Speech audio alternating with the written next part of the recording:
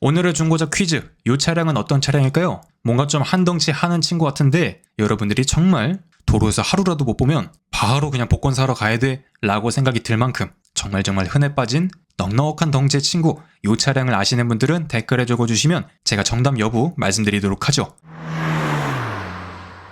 안녕하세요, 수건도둑입니다. 오늘도 구독자분 중고차 추천 한번 간략히 알아볼 텐데요. 여러분들도 이렇게 추천을 원하신다면 영상 설명란에 있는 양식에 맞춰 여기 나가는 메일로 첨부해주시면 제가 열심히 순서대로 만들어 보도록 하겠습니다. 오늘 구독자님은 만 32세로 올해 딸아이의 아빠가 되어서 현재는 현행 아반떼를 운행 중인데 아이가 생겨 SUV로 이럴 때 바꾸는 거죠.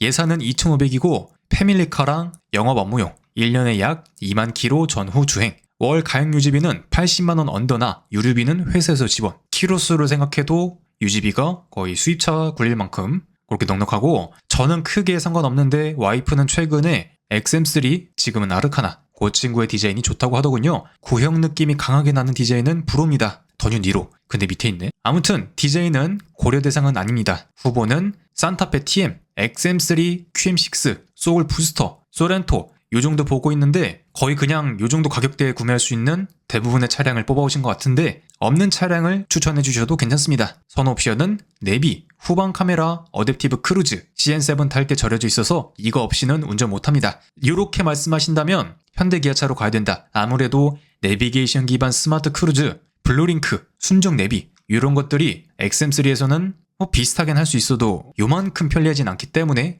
약간 단점으로 작용할 수 있다. 그리고 썬루프나 메모리 시트가 있어야 되는데 디젤은 선호하지 않습니다. 하이브리드가 정숙해서 좋은 것 같기도 하고, 와이프는 르노 쪽으로, 니로나 XM3는 2열이 좀 작다는 얘기가 있던데 패밀리카로 가능할지. 제가 엊그제도 니로를 탔지만 그냥 아이가 작을 때까지만 탈 패밀리카, 그냥 카시트 끼우고 트렁크에 유모차 정도 실을 그 정도의 덩치를 원하신다면 니로나 XM3도 권장 사양은 아니나 짜파게티는 아닌데 짜짜로니 정도는 될 수 있을 것 같다. 그렇게 보이고요. 제가 타는 차량 중 한 대가 랭글러란 차량인데 이번에 카시트를 끼워보니까 랭글러 차가 되게 크거든요, 껍데기는. 근데 실내는 셀토스 사이즈란 말이에요. 그런데 그런 대로 그냥 3인 정도 타기에는 나쁜 차량은 아니라고 생각이 들고, 만약 2,500에 딱 맞춰서 산타페 TM을 산다면 키로수가 조금 있더라도 얘가 지금 21년식에 8만 킬로, 차값은 2,500인데 산타페 TM은 특이하게도 풀체인지가 아닌 페이스리프트를 하면서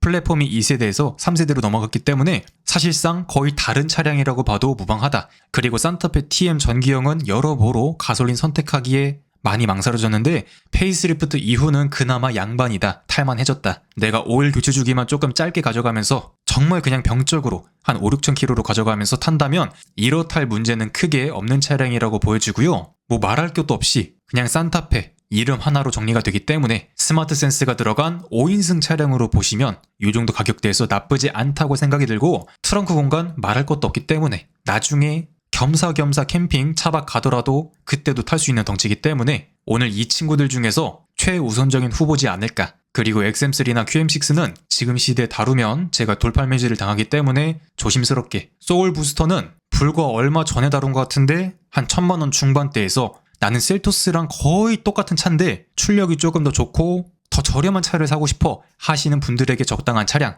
아무래도 비인기 차종이다 보니까 셀토스랑 거의 그냥 일란성 쌍둥이인데 껍데기만 좀 다른 그런 느낌이지만 가격 대비 성능이 우수하게 좋다. 트렁크도 소울을 타보신 분들은 잘 아시겠지만 적당히 시야감 있고 적당히 짐 실리고 적당히 덩치 나오고, 그냥 아이가 작다면 한 명이라면 패밀리카로 다루기에 나쁘진 않다. 만약에 이 친구로 보신다면 변속기 상태만 한번 봐주자, 나머지는 큰 문제 없고, 갖고 오신다면 변속기 오일도 한번 바꿔주시는 게 좋을 듯 합니다. 그리고 오늘 제가 추천을 드리는 차량은 벤츠 GLC, 산타페급으로 보긴 하는데 산타페보다 살짝 작은, 아무래도 수입차다 보니까.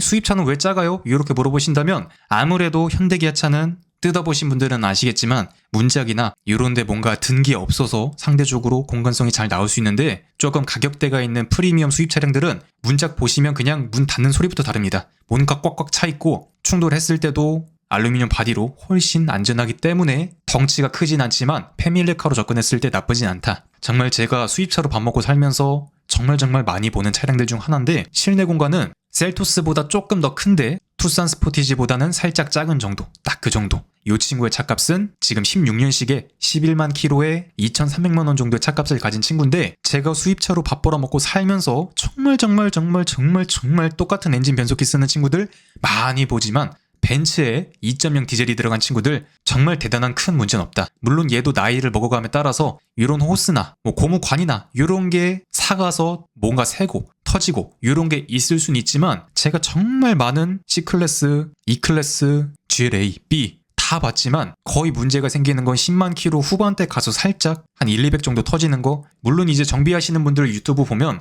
수입차, 중고 수입차를 사면 집안이 무너져 내리네 이렇게 접근하시지만, 병원에 아픈 사람이 가 있는 거지 멀쩡한 사람들은 도로에 잘 돌아다니죠. 콜라 마시면 당뇨 걸리고, 술 마시면 간암 걸리고, 담배 피면 폐암 걸리고, 그런 얘기랑 똑같이 보시면 되고요. 어떤 수입 차량들이든 4기통, 2.0 디젤 혹은 가솔린은 대단한 문제는 없다. 물론 BMW 쪽이 조금 더 저렴한 수리비를 갖고 있고 비교적 험하게 타도 큰 문제는 없지만, 벤츠도 요 정도 가격대에서 볼 수 있는 아우디는 살짝 그렇지만 벤츠는 이렇다 할 큰 문제는 없기 때문에 사람들이 그렇게 빠글빠글하게 타고 다니는 거다.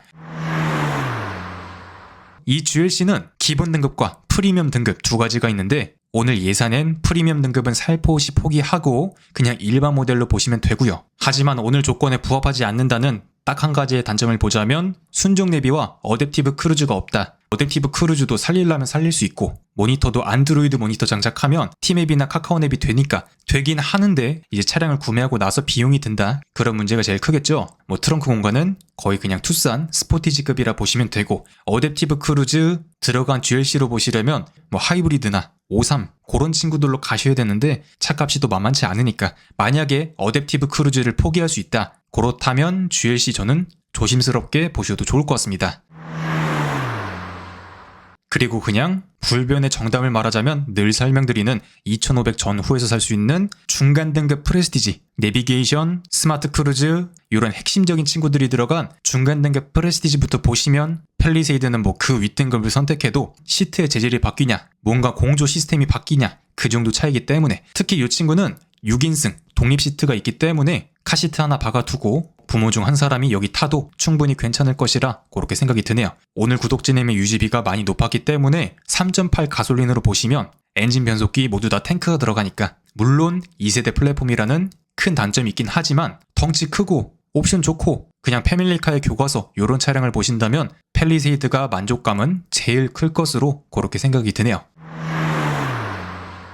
그래서 오늘 구독자분 가장 괜찮은 선택지는 팰리세이드, 산타페 TM 페이스리프트, 어댑티브 크루즈만 포기할 수 있다면 벤츠 GLC 4기통 디젤도 괜찮다고